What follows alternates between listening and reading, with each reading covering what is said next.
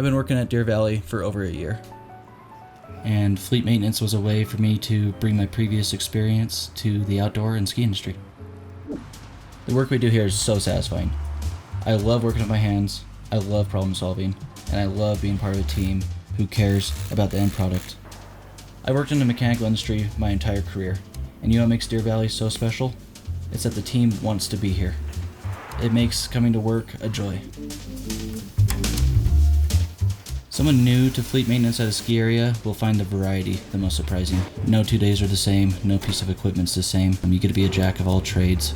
We work on everything from small engines to massive snowcats and anything in between.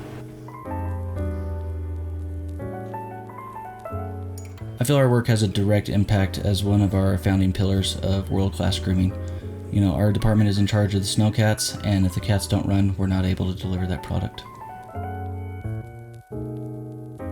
When I started working for Deer Valley, I was taught to be thorough.